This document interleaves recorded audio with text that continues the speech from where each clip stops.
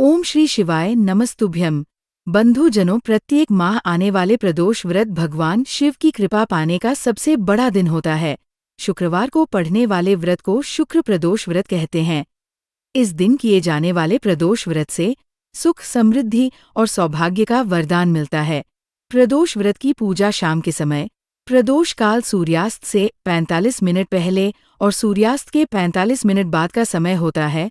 यह प्रदोष काल कहलाता है। धार्मिक ग्रंथों के अनुसार प्रदोष व्रत करने से भगवान शिव शंकर की पूर्ण कृपा प्राप्त होती है। भक्तजनों, व्रत के दिन पूजा के बाद कथा का श्रवण जरूर करना चाहिए। कथा श्रवण करने के बाद व्रत संपूर्ण माना जाता है। सभी को नमस्कार। बंधुजनों, इससे पहले की कथा सुने। अगर आप चैनल पर पहली बार आए हैं तो हमारे अपने परिवारजनों को, दोस्तों को, मित्रों को शेयर जरूर कर दीजिएगा ताकि उनको भी इस कथा का लाभ मिल सके। भक्तजनों, अब सुनते हैं शुक्र प्रदोष व्रत की कथा।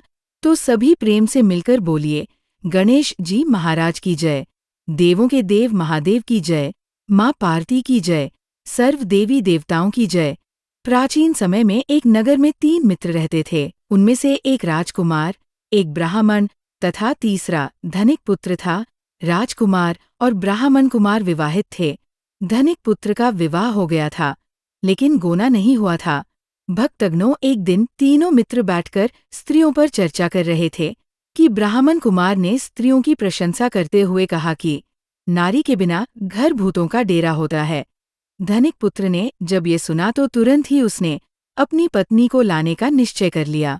तब धनिक पुत्र के माता पिता ने समझाया कि अभी शुक्र देवता डूबे हुए हैं, ऐसे में बहू बेटियों को उनके घर से विदा करवाकर लाना शुभ नहीं माना जाता है। लेकिन धनिक पुत्र ने अपने माता पिता की बात नहीं मानी और वह अपने ससुराल अपनी पत्नी को लेने चला गया।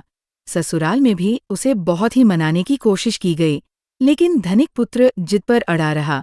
उसकी जिद के आगे उसके सास, ससुर एवं ससुराल वालों को झुकना पड़ा और उन लोगों ने अपनी कन्या को विदा किया।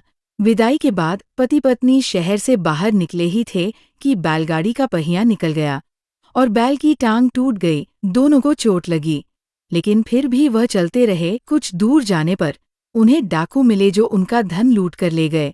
दोनों घर पहुंचे, वहां धनिक पुत्र को सांप ने काट लिया। उसके पिता ने वेद को बुलाया। वेद ने उसके पिता से कहा कि वो 3 दिन में मर जाएगा।